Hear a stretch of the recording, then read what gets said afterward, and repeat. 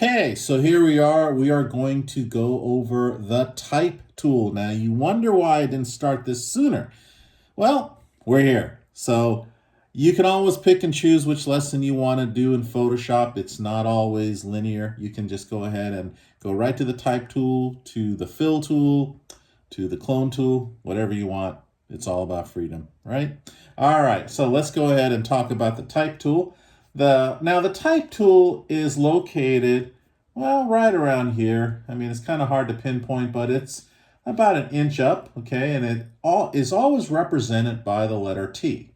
Now, if I move the cursor over here, okay, now you'll see right away, you'll notice that, well, from the example, this is called the horizontal type tool.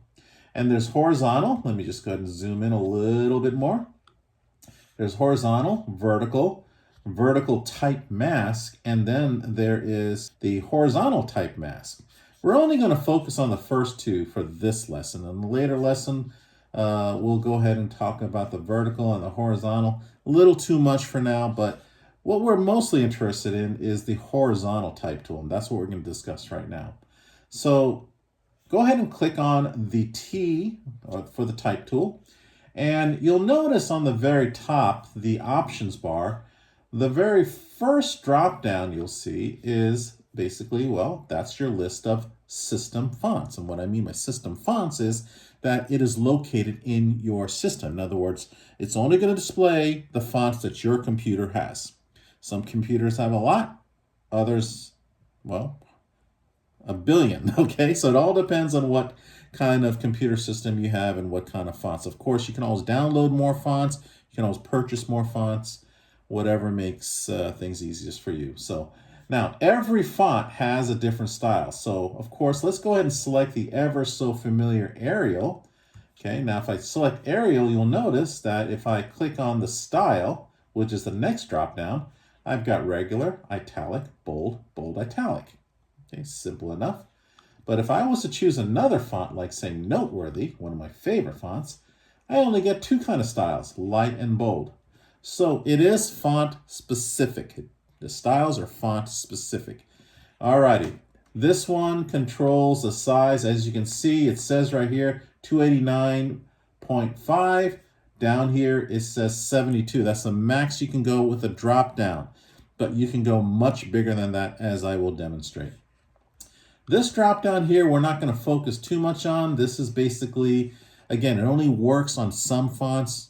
I'll try to demo it as best I can, but for the most part, none, meaning there's no smoothing or there's no kind of curvature or anything like that. More like a typewriter deal, you know what I'm saying? And then smooth, of course, is more elegant. The further down you get to smooth, the more clear it is. But it only applies to certain fonts. I kind of ignore it. Okay, of course, we know what these guys are. Left aligned, justified, and right aligned, I suppose. And then this guy right here is the color picker specific for the fonts. Okay, now you might be thinking, why can't I use the color picker down here? Well, you can. It's just so happened they put it up here. There were cases which I've seen where this is one color, this over here at the option bar, this color picker is one color, whereas the color picker in the toolbar is another color. Okay, hopefully that'll happen. We can see. We're not going to worry about this icon right away. Okay, let's start typing something. What shall we type about? Okay, let's go ahead and talk about, well, first thing first, let's figure out what the font size. Let's make things sense, okay? I always try to make sure that I can create a workable font, okay, especially with a size. So I'm not going to start off with 289.5. I'm going to start off with about 60. That's a good, decent size that'll fit inside this canvas. Okay, I will go ahead and choose smooth if it means anything. Let me go ahead and keep it at, well, let's go ahead and keep it at a blue. Okay, so I've chosen blue, smooth, 60. I've chosen light. Let me go ahead and choose Arial because we're so familiar with it. And let's go ahead and with Arial, well, let's just choose Arial regular. Okay, so here we go. I'm going to go ahead and click. Inside, if you'll notice the cursor, kind of looks like a, well, I'm not sure what that looks like, but it looks pretty unique there, okay? And you'll see as soon as I click, okay, it'll say lorem ipsum, okay? Now, as soon as I clicked, you'll notice that when I move the cursor down, the move tool cursor appears. That means I can go ahead and move this anywhere on the canvas that I see fit. You'll also notice on the layers palette that a layer is created. Pretty darn awesome. All right, so lorem ipsum is a placeholder. Why, I don't know, but it's just a placeholder, and it is appreciated because before I commit to a specific text, well, this one kind of like tells me what it's going to look like. So if I don't like it, I can change, like say, the style. I can go to bold. Okay, I can go to bold and italic. I can also change the font size. Now you notice that it's pretty much at 60, which is pretty high. I can go a little bit higher. And then again, if I want to move the cursor or move the word over a little bit, I'll just drag it. You'll notice that the cursor turns into a move tool. And with that, I can actually move the cursor. Look at this. I can increase the size by scrubbing to the right or decrease it by scrubbing to the left. You see that? I have to place the cursor right underneath the two T's, the smaller T and the big T, and just kind of see that. Pretty awesome. And then I can move this over. And again, I'm not sure exactly if this is going to have any impact, but you can see a little bit is kind of jagged. So, you know, again, it kind of reflects a sort of like a paper, a typewriter, or something that's really not very smooth. I'm going to go ahead and choose smooth, and you'll notice that the pixels are a lot nicer.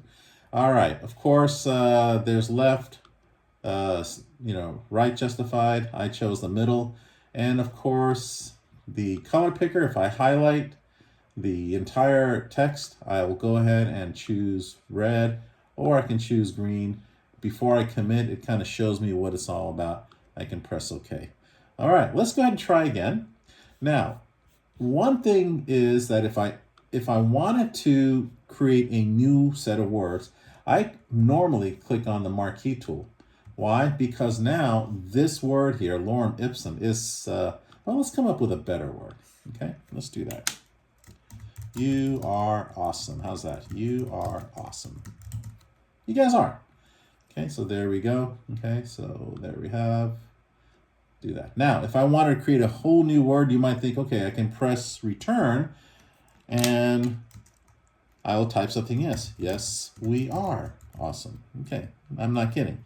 All right, now let's go ahead and press on the marquee tool over here, because now you'll notice that the cursor disappeared, okay, and we're ready to start to create a new set of words. So now what I'm going to do is I'm going to click on the type tool again, and then click somewhere here. And you'll notice I can now move this. Again, it says lorem ipsum. Also notice that the name of the layers here assumes the text that you wrote. So in this right over here, it'll say you are awesome. Yes, we are. And then let's go ahead and highlight this. Maybe we'll change the color to, let's say, a nice hot pink, and press OK. And this one says, okay, we are studying Photoshop. Okay, I never take off for spelling for my students because I'm a lousy, I'm not very good at spelling either. Again, I can highlight this. I can change the font. I can change the size. Okay, I can make it left. I'll keep it at the middle. I like the color, so I'm going to leave it as it is. And pretty much that is the basics for Type Tool. Alrighty. I will show one last thing before I go on, is the vertical Type Tool. Now watch this. When I click here, well, the first thing I'm going to do is I'm going to move these guys over a little bit. Okay, and maybe this one too. I'll move this guy over a little bit. And by the way, when I click on this, okay, I can also press the Command T and shrink this a little bit. You see that? How I can shrink it just like it's as if it was an object. Same thing with We Are Studying. I can go ahead and press Command T or use the handlebars over there that appear. When I press on the layer palette, the layers here, it'll give me these little boxes, and just like a graphic, I can shrink it. So let's go into the vertical type tool, and if I click here, look at that, it goes up and down. Again, it says lorem ipsum. We can go ahead and shrink this a little bit. All right, so to make it fit, and we'll type in vertical. That's what we're doing. All righty, so go back if you need to repeat anything or kind of go over. Let's go on to the next lesson.